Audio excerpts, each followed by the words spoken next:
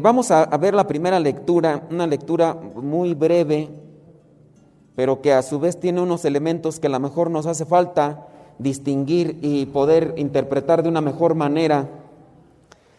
Libro de la Sabiduría, capítulo 1, versículos 13 al 15. Dice ahí: pues Dios no hizo la muerte, ni se alegra destruyendo a los seres vivientes. Dios no hizo la muerte, ni se alegra destruyendo a los seres vivientes. Todo lo creó para que existiera. Lo que el mundo produce es saludable y en ello no hay veneno mortal. La muerte no reina en la tierra, porque la justicia es inmortal. A nosotros quizá a lo mejor nos ha hecho falta una explicación y también nos hace falta un discernimiento para ver qué es la muerte en el sentido cristiano, porque para muchos de nosotros, así como lo analizamos a una vista muy superficial, hablamos de muerte cuando muere un ser vivo. Si es un animalito y muere, pues ya murió. Si es una persona, también dicen, pues ya murió. Y a eso es a lo que nosotros llamamos muerte como tal. Y creo que una mayoría de nosotros podría tenerle miedo a ese momento de la muerte. Pero en el sentido cristiano, la muerte en sí no es cuando el ser vivo deja de existir en este mundo. Porque analicemos ya con el sentido cristiano. Si el alma es creada y llega a ser inmortal, el alma en sí no muere. El alma, mientras está en este mundo, si deja el cuerpo, el alma sigue. ¿Qué es lo que se muere en sí cuando dicen que una persona está muerta? ¿Qué es lo que se muere, el alma o el cuerpo? Ya ustedes están filosofando, ya son sabiondos. Entonces hagamos la distinción. Cuando dicen una persona murió, pues en sí solamente estamos haciendo la referencia que solamente ha muerto el cuerpo, el alma sigue. Y por eso nosotros, y se han fijado, tenemos esta esperanza y fe de pedir por alguien, pero en este caso para que salga de un estado de purificación, teniendo presente que si cometió sus pecados está entonces en el purgatorio. La persona sigue, aunque ya no con el cuerpo, pero sí con el alma. Y hablando de la vida en el sentido cristiano, se refiere más a la existencia de el alma, pero en un estado que le lleve a la felicidad. En el caso del sentido cristiano de la muerte, se habla del dolor y del sufrimiento. Cuando hablamos en el sentido cristiano de que esta persona está muerta en vida, sin necesidad de que nos lo explique, nosotros nos damos cuenta que no necesariamente hablamos de una persona que tiene estado, esto que le llaman estado vegetal. Es una persona que está ahí, está inconsciente en el cuerpo, aunque los órganos estén todavía vivos. Decimos la persona está muerta espiritualmente porque la persona en sí no vive. Y si nosotros nos referimos a una persona que está muerta en el sentido espiritual, hablamos de una persona que no disfruta, que no es feliz. Si lo trasladamos ahora a otra cuestión, cuando el alma deja el cuerpo, cuando decimos que una persona vive, aunque ya haya muerto, es que está con Dios o que está en ese camino o que nosotros deseamos que esté con Dios. Y por eso es que pedimos en la misa por el eterno descanso de fulano de tal, para que viva ante la presencia de Dios, que es algo que a lo mejor no hemos procesado muchos de nosotros, y ahí es donde nos cuesta, y por eso a veces no queremos que a lo mejor algún ser querido muera, pero el cuerpo como tal se tiene que terminar. El cuerpo se acaba, el cuerpo se desgasta, Y en ese sentido, pues tiene que darse ese punto. Así como los niños nacen, que es una etapa del ser humano, que primero es concebido en el vientre materno, después sale a la luz, que es una etapa. Nosotros decimos, el niño nació, pero en sí el niño cuando es concebido es cuando se da la procreación en el acto genital que se da entre hombre y mujer y se concibe dentro. Ahí es cuando comienza, ahí es cuando nace una vida. Pero nosotros hemos manejado algunos conceptos a lo mejor desviados, porque decimos, ya nació el niño de fulana de tal, pues más bien ya salió del vientre, ya entró a nosotros, pero nacer en sí, nacer, es cuando se concibe la unión del espermatozoide con el óvulo, allí nace. Y después vendrá una etapa que así como se dio el hecho de nacer, vendrá, el cuerpo se desgasta, el cuerpo al ser un ser vivo, como una planta, también tiene su tiempo y termina. Pero la planta, a diferencia de nosotros, nosotros tenemos un alma inmortal y lo que se acaba es el cuerpo. Por eso en la Escritura, que a lo mejor nos hace falta echar ese discernimiento más y por eso le tenemos miedo a la muerte, pero nos preocupamos más por la muerte física y no nos preocupamos por la muerte espiritual. Porque ¿de qué le sirve a una persona tener vida en el cuerpo si está sufriendo por las cosas que ha asumido o ha recibido en su vida como vicios y está sufriendo y tiene una muerte espiritual?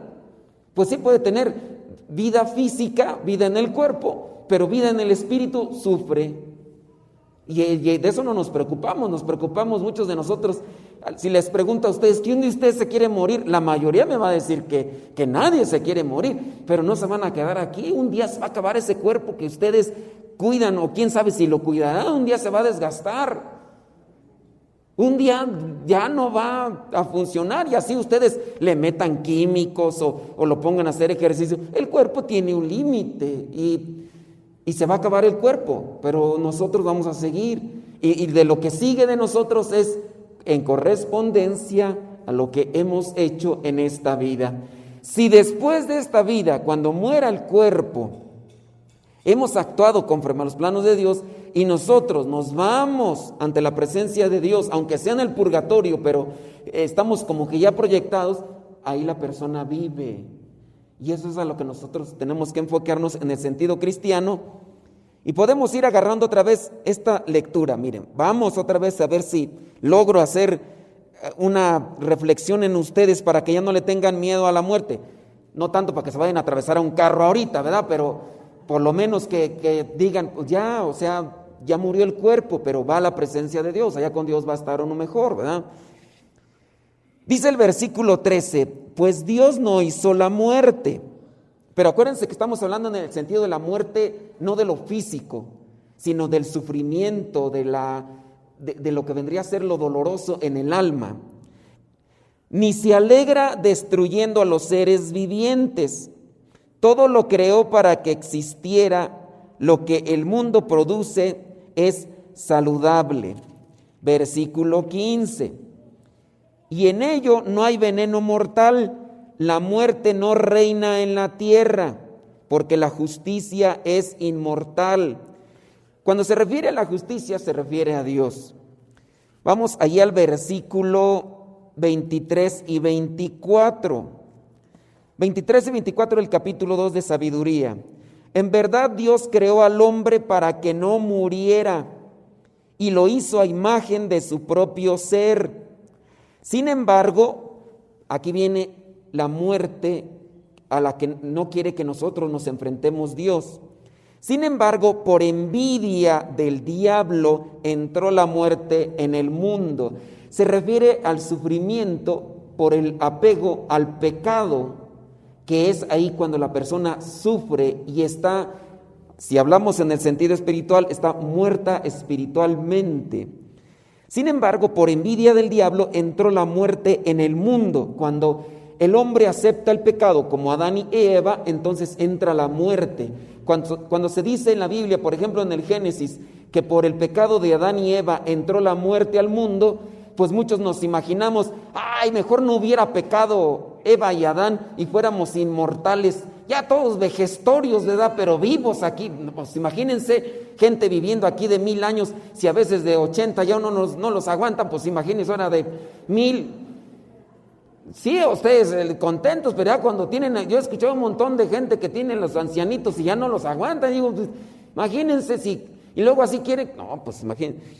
Sin embargo, por envidia del diablo entró la muerte en el mundo y la sufren, la muerte la sufren los que del diablo son. La muerte la sufren los que del diablo son. Yo no sé ustedes con quién trabajen. Hay algunas personas que tienen alguna profesión, específicamente los psicólogos, los psiquiatras y también los sacerdotes, que nos enfrentamos a estas situaciones de dolor del alma, y es ahí donde nos damos cuenta quién sufre más. Puede ser que una persona esté en el hospital, pero si una persona está en el hospital y tiene paz en su corazón, incluso hasta ese dolor que puede estar pasando ahí en el hospital le purifica y dice, se lo ofrezco a Dios.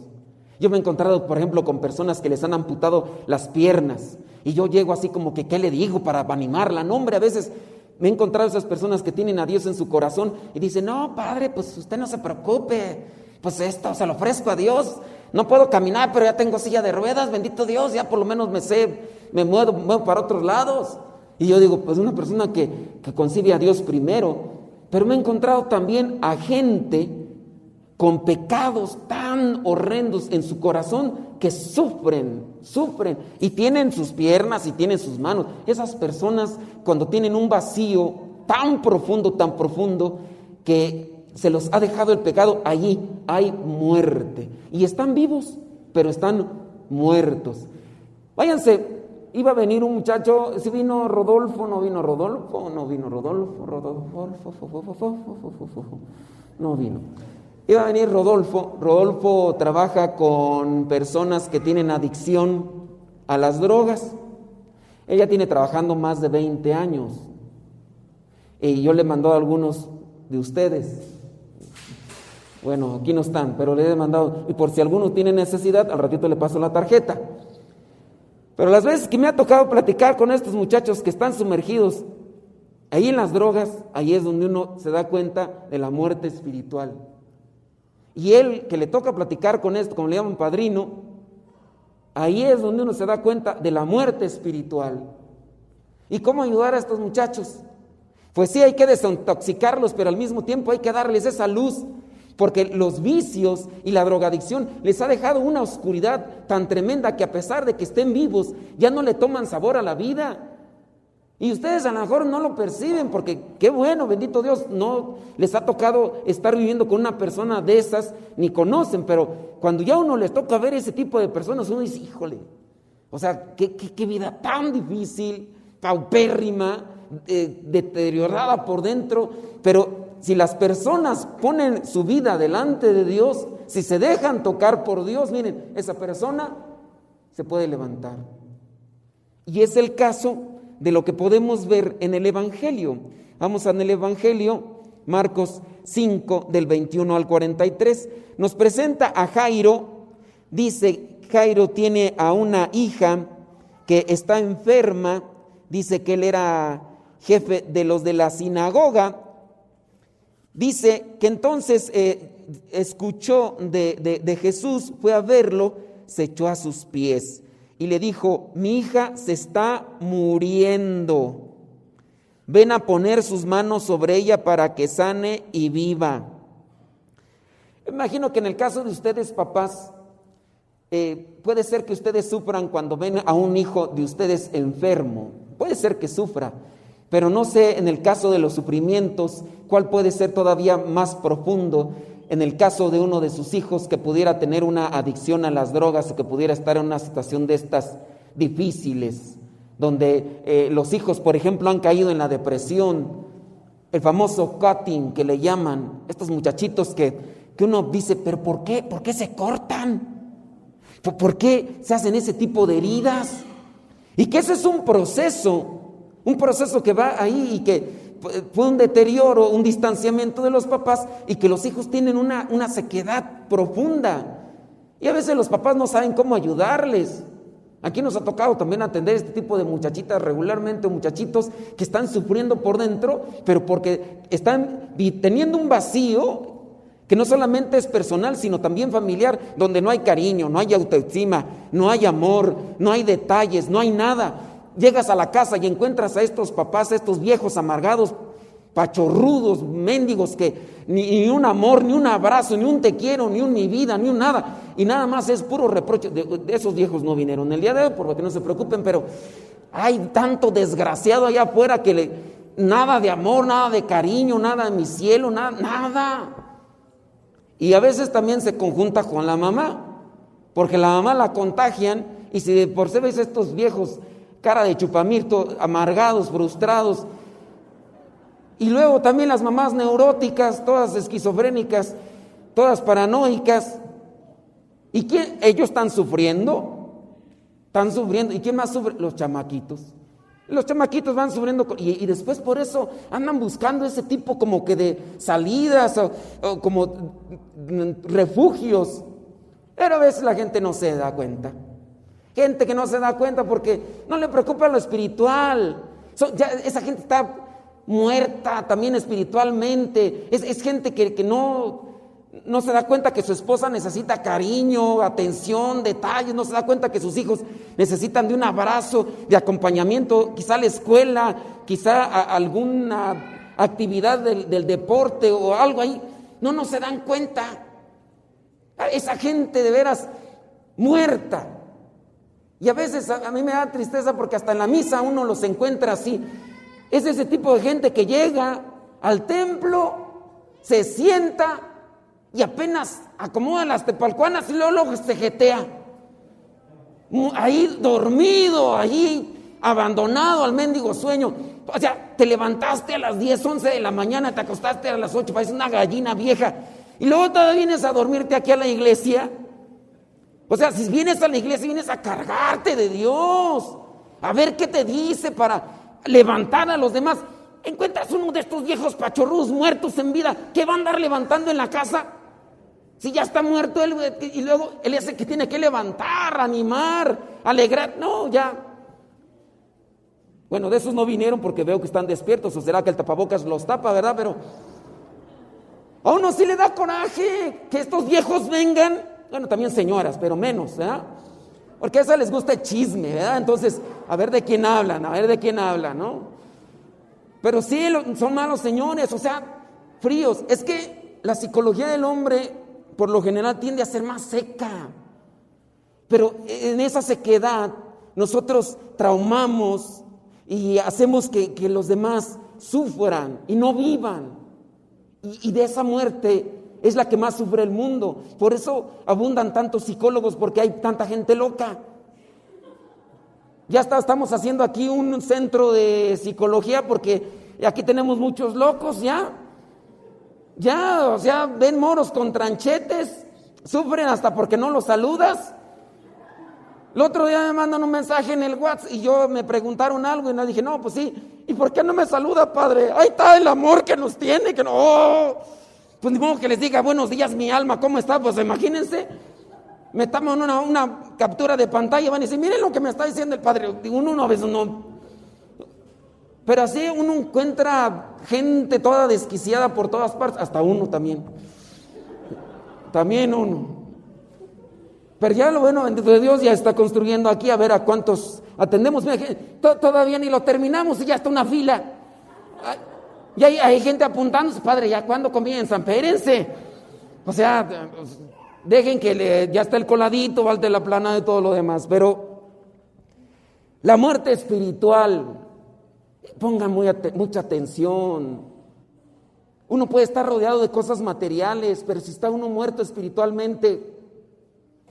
Esta niña tenía 12 años y había una mujer que sufría de derrames de sangre, sufría mucho, dice, y también tenía 12 años sufriendo.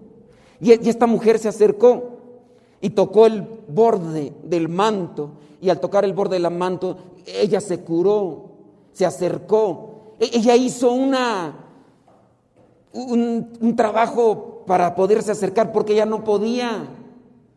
Ustedes van a decir, ¿por qué no podía? Es que ella, al tener sangre en su ropa, en la costumbre o en el pensamiento judío, el tocar sangre, de cualquier tipo de sangre, eso era impureza.